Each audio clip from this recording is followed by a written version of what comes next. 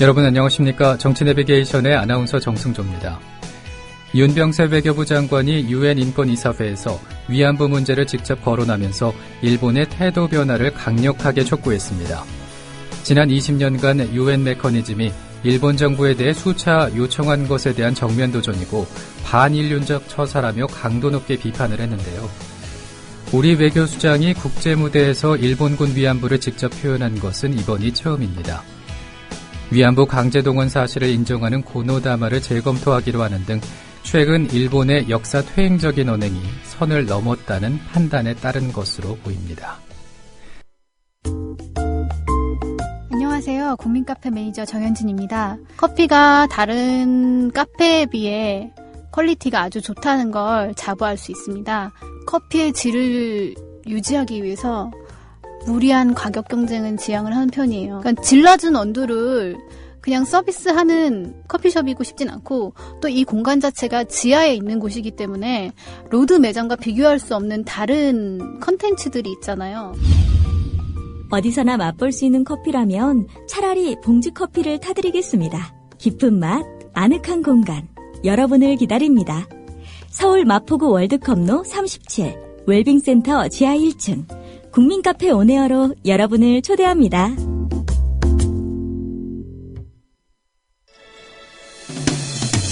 미디어 협동조합 임원 선거와 총회 소집을 안내합니다. 미디어 협동조합 이사와 감사로 함께할 조합원을 찾습니다. 후보가 되실 분은 11일 화요일 저녁 6시까지 서울특별시 마포구 월드컵로 37, 웰빙센터 601호 미디어 협동조합 선거관리위원회에 소정 양식에 맞춰 등록해 주시기 바랍니다. 또한 미디어 협동조합 정기총회가 오는 3월 22일 토요일에 있습니다. 새 임원 선출을 겸하는 이번 행사는 서울특별시 성동구 천호대로 78길 서울메트로 인재개발원 다목적 홀에서 있습니다. 대의원 조합원 여러분 모두를 초청합니다. 자세한 내용은 미디어 협동조합 홈페이지 조합 공지사항을 참고하시기 바랍니다.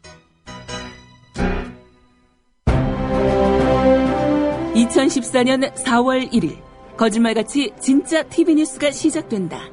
뉴스 K. 진실을 흐리는 편파 논평, 담합과 관행을 부르는 출입기자 제도, 관료적 조직, 계층과 서열이란 기존 뉴스 제작 시스템 혁파. 뉴스의 새로운 역사를 쓸 뉴스 K. 2014년 4월 1일 국민TV 개국과 함께 찾아옵니다. 매일 밤 9시 진짜 뉴스를 기대해주세요.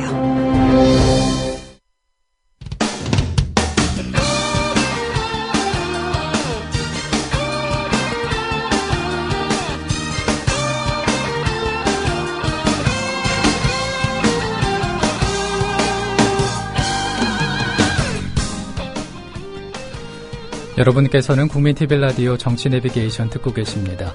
현재 시각이 7시 9분입니다. 이어서 국회로 가보겠습니다. 기자회견장에서 김재현 통합진보당 의원이 어제 오전 서울 여의도 국회 정론관에서 현안 브리핑을 하면서 집회와 시위에 대한 강경 대응 방침을 발표한 이성한 경찰청장을 규탄했습니다. 직접 들어보시겠습니다.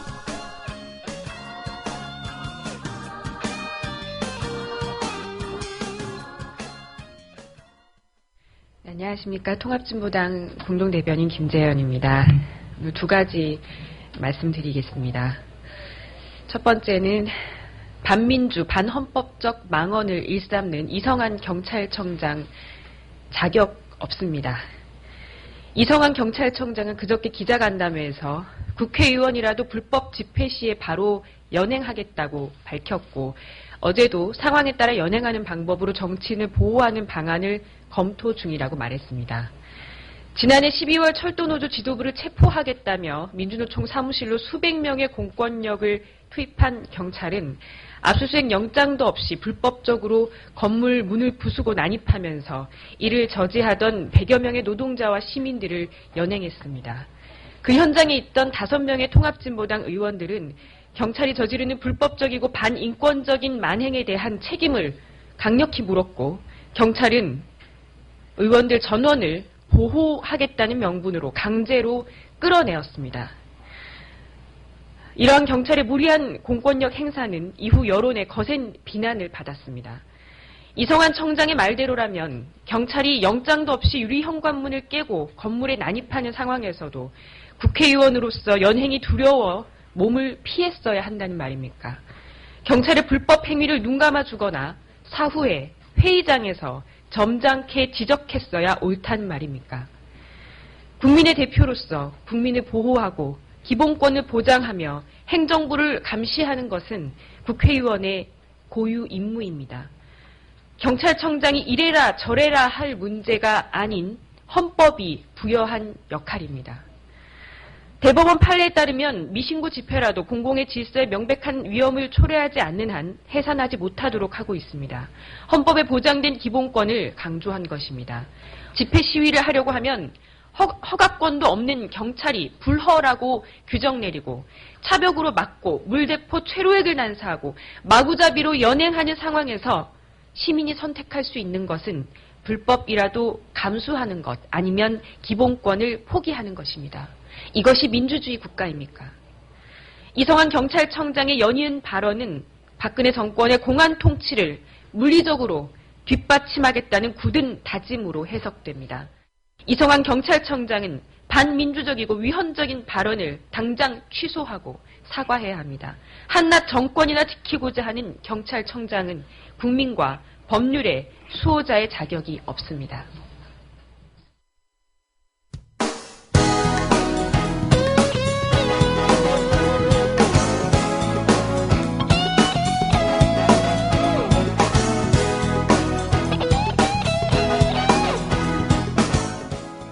현장성과 깊이가 다른 정치 해설. 지금 여러분께서는 국민TV 라디오 정치 내비게이션을 듣고 계십니다. 진행의 정승조 아나운서입니다. 정가레이더 시간입니다. 이강윤 정치평론가 전화 연결돼 있습니다. 안녕하십니까? 안녕하세요. 네, 민주당과 안철수 의원의 제3시대 신당 윤곽이 잡혀가고 있네요. 네, 우선 공동대표는 김한길, 안철수 현 지도체제들이 맡기로 했습니다. 네. 한동안은 안철수 대표론 각가지 시나리오들이 나오고 추측도 있었는데 그거 일축하고 창당 합의의 두 주역이 대표도 함께 맡기로 했죠. 그리고 당을 이끌어갈 지도부도 양 정치 진영이 5대5로 똑같이 절반씩 나눠서 구성하자 이렇게 합의를 했습니다. 네. 강력한 삼투작용에 의해서 안철수 진영이 민주당으로 흡수 통합되는 거 아니냐 이런 우려가 좀 있었는데 그거 아니라는 점 확실히 강조한 거죠. 그리고 통합 방식을 놓고도 그동안 백화제 방식으로 여러 가지 아이디어 차원 또는 현실적 요소들을 고려해서 몇 가지들이 나왔었는데 이것을 한 3개쯤으로 압축을 했고요. 아주 빠르면 오늘중 어떤 방식으로 통합하겠다 이런 것을 결정해서 발표할 수도 있어 보입니다. 아무튼 상당히 빠릅니다. 네, 말씀하신 것처럼 보폭이 상당히 빠릅니다. 왜 이렇게 서두르는 걸까요?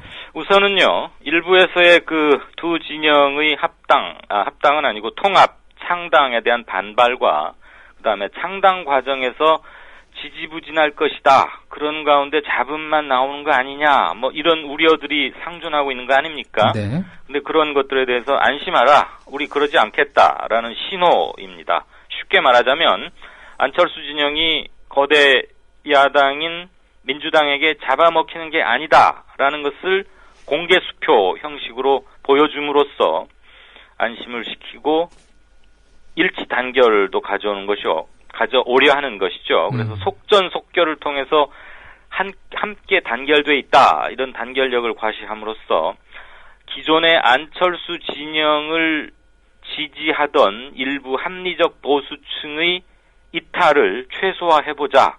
이런 정치적 노림수도 당연히 깔려있는 것으로 봐야 할 겁니다.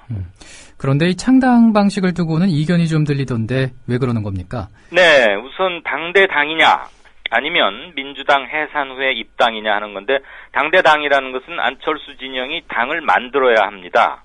그런데 안철수 진영에서는 곧 없어질 당을 왜 만드느냐, 그거 비경제적이고 비효율적이고 사실 현행 중앙선거관리위원회에서 정하고 있는 신당 창당에 관한 기준대로 맞추려면은 좀 버거운 게 많거든요. 네. 돈 문제도 좀 있고요. 그렇게 해서 당대당은 아니라는 것이고, 그쪽에서는 이제 안철수 진영에서는 민주당이 해산 후에 입당을 하자. 지금 저 바깥에다가 큰 당사를 하나 짓고 있으니까 당신들 입고 있는 옷 벗어버리고 해산한 다음에 입당하라 이겁니다. 민주당에서는 의석 수로만 따지면 126대 2. 그 숫자의 비교는 의미가 없죠. 그런 정도의 통합인데 126석을 가진 당이 2석 가진 당과 합치기 위해서 해산까지 해야 하느냐. 그런 심정적 또는 정서적 반발도 조금 있고요. 네. 현행법대로 할 경우에 정당이 해산을 하면, 민주당이 즉 해산을 하면 나라로부터 여러 가지 받는 정치 국고 보조금 중에서 한 분기에 한 7억여 원씩, 그래서 1년간 다 합치면 32억 원이 조금 못 됩니다만 작은 돈은 아니죠. 또 올해 선거도 또 7월 달에도 선거도 치러야 하고 하고 하는데 이걸 못 받게 됩니다. 그러니까 아마 이런 현실적인 그 곳간 사정도 좀 고려를 했을 겁니다. 그래서 아직은 이거 가지고 정해진 건 없는데 해산 후에 제3지대 창당한 곳으로 가게 되지 않겠느냐 하는 게 좀 더 관측이 많습니다. 이렇게 창당을 선언한 후에 여론조사 결과들도 나오고 있습니다. 한번 살펴보죠. 중앙일보, 경향신문 그리고 KBS 거 이 세 가지를 정리를 해서 말씀을 드리겠습니다. 네. 각각의 조사 시점은 중앙일보만 3월 3일 하루고요. 경향신문과 KBS는 3월 3일, 4일 이틀간 조사한 겁니다. 전체적으로 보자면 통합신당에 대한 지지율이 아직 공식 출범은 안 했습니다만 새누리당에 뒤지고 있습니다. 그리고 통합에 대한 평가 역시 잘했다, 그래 잘 합쳤다, 잘 해봐라 라는 것보다는 괜히들 왜 합치는 거야, 이런 부정적 견해가 아직은 많습니다. 조금 수치를 읽어드리면 아침이라 수치를 이렇게 자세히 읽어드리진 않겠습니다. 중앙일보 경우에 새누리당 40.3 정당 지지율입니다. 통합신당 36, 경향신문은 39대 30, 네. KBS는 43대 39.7. 근소한 차이를 보이는 것도 있고 상당히 많은 격차를 보이는 것도 있습니다. 어쨌거나 새누리당이 정당 지지율에서 앞서고 있습니다. 통합 선언에 대한 평가 역시 잘된 일이다가 중앙일보에서는 38인 반면에 잘못했다가 42입니다. 네. 경향신문은 잘했다 39.7, 안 좋은 일이다 45. KBS는 잘했다 42, 잘못했다 43. 거의 우열을 다투기 힘들지만 어쨌거나 부정적 견해가 조금이라도 더 많습니다. 그렇지만 각종 여론조사를 통해서 기존의 민주당과 안철수 진영이 누리고 있던 당 지지율의 산술합보다는 커진 건 조금 맞습니다. 네. 그러니까 시너지 효과는 일부 나타나고 있다고 봐야 되는 것이고요. 통합 자체에 대한 부정적 의견이 높다는 것은 당을 새로 만들 두 정치 진영, 야당 정치 진영 면밀히 민심을 고려해야 할 대목입니다. 이런 연장선상에서 지방선거 쉽게 낙관할 수 없다는 결론을 현재로는 예측할 수 있습니다. 이런 것을 타파하자면 무엇보다도 새 정치에 대한 구체적인 액션 플랜 다시 한번 강력히 내놔야 하고요. 못지않게 민생 살피는 전세라거나 부동산, 가계부채 등 이런 민생 정책에 좀 집중을 해야 한다. 이런 얘기들이 많습니다. 네. 신당 창당 얘기가 나오면서 여야 모두 광역단체장 후보군과 또 지지도 등의 변화 조짐이 보이는데 네. 차근차근 한번 정리를 해보겠습니다. 우선 서울부터 짚어봐 주시죠. 전국적으로 한번 보자면 여야 모두 총력 체제에 나섰다. 거물급 또는 유력 인사들의 출마가 러쉬를 이루고 있습니다. 네.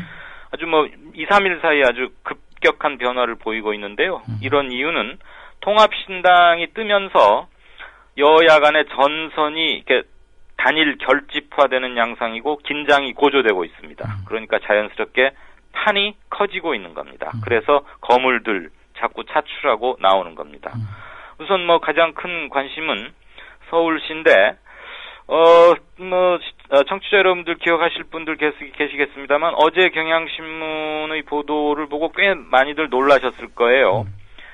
어떤 경우를 해도 정몽준 새누리당 후보 예정자라고 해야겠죠. 일단 확정된 건 아니니까요. 박원순 현 시장을 모두 이기는 것으로 나왔죠. 그런데 오늘 중앙일보 여론조사를 보면 정몽준 45.3, 박원순 46.5, 조금 미세하게나마 박 시장이 앞서는 걸로 나오죠. 그리고 김황식 전 총리가 후보로 될 경우에는 김황식 37.9, 그러니까 38쯤 보고요. 박원순 49.6, 50쯤 된다고 보면은 여기는 꽤 격차가 납니다. 그래서 어제 경향신문의 보도와 오늘 중앙일보 보도를 보면은 다 엇갈리고 있는데 그만큼 누구도 아직 어느 쪽에 한쪽 우열을 장담하기 힘들다, 팽팽하다, 조사 시점과 조사 기관, 조사 문항에 따라서 엎치락뒤치락하고 있다. 이렇게 읽어줘야 합니다. 아직 90일 정도 남았습니다. 변수 그만큼 많다는 얘기고요. 그 기간 중에 그러니까 6.4 지방선거 전에 우리나라 축구 대표팀이 브라질 월드컵 본선에 참가하는데 거기 성적에 따라서 일부 영향을 미칠 가능성도 배제 못합니다. 물론 이것은 정몽준 후보가 새누리당의 공식 후보로 되었다는 전제하에 드리는 말씀입니다. 얼핏 축구 성적이 왜 정치와 관련이 있을까 싶습니다만 2002년에도 우리 이걸 확인한 바가 있고요. 네. 축구라는 게 묘하게 하나로 뭘 합치는, 끌어오르게 하는 그런 힘이 있는 것 같습니다. 타이밍이 겹치는 점도 고려해야 할 겁니다. 네. 그리고 이 선거 결과에 따라서 향후 최대의 정치적 의미를 얻을 것으로 보이는 경기지사는 어떻습니까? 네, 여야 모두 당내 3파전 또는 4파전을 치르게 생겼습니다. 각축이 상당히 치열할 것 같고요. 대단히 재미있는 대진표가 짜여질 가능성이 아주 높아졌습니다. 네. 우선 새누리당에서는 그동안 나 원내대표 한번 해보겠다. 그래서 여의도 중앙정치 무대에서 내 체급을 한번 좀 올려서 그 다음번에 좀 더 큰 그림을 한번 그려보겠다고 계속 경기지사 안 나가겠다고 버티던 남경필 의원. 당에서 그러지 말고 지금 경기도가 많이 위험하다. 당신이 좀 나가줘야겠다. 그 압력에 결국 응했습니다. 그래서 경기지사 출마하겠다고 말했습니다. 정병국, 원유철 의원 등 일찍이 출사표 던진 의원들 있지 않습니까? 네. 지난주에 여기서 말씀드린 기억이 나는데 남경필 의원 5선입니다. 남경필 의원이 출마하고 나니까 언론이고 당에서고 다들 무게중심이 남경필 의원 쪽을 쏠리니까 은근히 입들이 튀어나와 있습니다. 야당은 김상곤 경기도 교육감의 가세로 아연 활기입니다. 김 교육감이 들어서면서 원래는 이분이 시민 추대, 후보 옹립, 이런 식의, 그러니까 경선 같은 거 거치지 않고 말이죠. 네. 그런 걸 좀 하기를 강력히 원했었는데, 새 정치, 민주당과 안철수 진영이 합치면서 당을 새로 만들겠다고 하니까, 나 거기 참여하겠고, 전략공천, 즉, 나를 후보로 그냥 추대해달라, 이렇게 고집하지도 않겠다고 말했습니다. 즉, 경선하겠다는 얘기죠. 그러니까 그 전에 이미 출마를 선언해놨던 김진표, 원혜영 의원 등은 잘 됐다. 한번 잘 선의 페어플레이 경쟁을 해보자. 우리도 당내 경선은 해볼 만하다. 즉 민주당의 지분이 훨씬 크다는 얘기죠. 네. 자신감을 보이고 있습니다. 한편 김 교육감도 진보적이고 또 그런 정치적 성향이 비슷해서 지지층이 많이 겹치는 것으로 판단되는 원혜영 의원의 경우에 김상곤 교육감 쪽으로 좀 쏠리는 거 아니냐. 그래서 결국은 후보 양보할 거다. 이런 얘기들 일각에서 하는데 나 절대 그럴 일 없다. 나 끝까지 가고 내가 끝까지 완주를 해야 더 관심을 모아서 판이 더 커지고 지지율도 높아진다. 그러면서 완주하겠다고 다시 한번 다짐했습니다. 네. 여나 야 모두 당내 경선부터 일단 재밌는 승부가 예측이 되고요. 네. 본선에 가면은 훨씬 팽팽한 서울시장 선거 못지않은 드라마가 펼쳐질 것으로 보입니다. 그 방금 말씀하신 것처럼 여야 모두 그 서너 명씩의 후보들이 나와서 당내 경선부터 치열할 것 같은데 전망하기에는 좀 이를까요? 이게 참 선거 결과 미리 한번 말해보라고 하는 거 참 곤혹스러운데요. 네. 아침부터 점쟁이 노릇하기 좀 뭐하지만 여당은 남경필 의원이 당내 경선은 통과해서 공식 후보로 될 가능성이 좀 높아 보입니다. 네. 야당은 일반 도민들, 시민들 상대로 여론조사에서는 김상곤 교육감이 우세하지만 당내 경선 룰 방식을 어떻게 하느냐에 따라서 비율 같은 거 있지 않겠습니까? 아직 세부적인 룰이 정해진 건 아닌데요. 네. 민주당의 터줏대감 노릇을 해왔던 김준표 의원도 무시 못할 당내 영향력을 좀 갖고는 있습니다. 경기도 지역에서. 그래서 섣불리 예측하긴 힘들지만 심정적으로는 김상곤 교육감이 조금 신선미 그리고 혁신교육 이런 데서 딴 점수 이게 좀 앞서지 않느냐 이렇게 보고 싶습니다. 네. 그간 별말이 없었던 인천에도 새 인물이 들어섰네요. 네. 친박 핵심 중에 한 사람으로 꼽히죠. 유정복 안전행정부 장관이 출마를 곧 합니다. 네. 장관직은 사퇴했고요. 원래 지사에 나가려면은 공직에 있거나 국회의원 하고 있는 사람들 오늘까지는 사표를 내야 됩니다. 그러니까 오늘이 이번 육사 지방선거에서 중요한 날이 되는 거죠. 네. 이 양반이 사실 차출된 건데요. 그러니까 청와대에서 박근혜 대통령이 인천에 좋고 유능한 분이 당선됐으면 좋겠다. 이렇게 유정복 안행부 장관이 앞날에 축하를 했다고 할까요? 은근히 격려를 했다고 할까요? 아무튼 이런 말을 했습니다. 일부에서는 선거 주무장관인 안전행정부 장관을 갑자기 차출한 거에 대해서, 그리고 인천에 사실 별 연고가 없는 케이스거든요. 네. 그런 거에 대해서 좀 비판 여론도 일부 있습니다. 시간이 한 1분 정도 남았습니다. 네. 감안해서 말씀해 주시기 바랍니다. 네네. 근데 앞서 말씀해 주신 그 박 대통령의 유정복 장관 발언을 두고 선거법 위반 시기가 제기됐습니다. 어떻게 된 겁니까? 민주당에서 말이죠. 대통령의 이런 직접적이고 노골적인 격려 발언이 사전 선거법 위반 아니냐, 그러면서 중앙선관위에 질의를 했습니다. 네. 이렇게 질의를 한 배경에는 노무현 전 대통령이 큰 선거 앞두고 열린우리당 잘 됐으면 좋겠습니다. 지지 좀 호소합니다. 이런 발언했다가 그게 빌미가 돼서 탄핵으로까지 번지는 정치적 대형 사건이 있었지 않습니까? 네. 그거 염두에 두고 박근혜 대통령의 이번 유 장관 지원 발언 좀 문제 있는지 봐달라고 했습니다. 일부에서는 정치적 시비 건다고도 할 수 있는데 엄격한 법 집행 어떻게 할지 한번 이것도 지켜봐야겠죠. 네, 오늘 여기까지 듣겠습니다. 고맙습니다. 네, 감사합니다. 네, 지금까지 이강윤 정치평론가와 함께했습니다. 최근 서울 송파구 세모녀 동반 자살 등 비극적 사건이 잇따르고 있습니다. 연간 복지 예산 100조 원 시대에 접어들었다고는 하지만 참으로 안타까우면서도 부끄러운 현실이 아닐 수가 없는데요. 최소한의 복지 혜택조차 받지 못하는 사각지대가 없도록 하는 제도 개선이 필요해 보입니다. 정치 내비게이션 내일 아침 7시에 뵙죠. 함께해 주신 여러분 고맙습니다.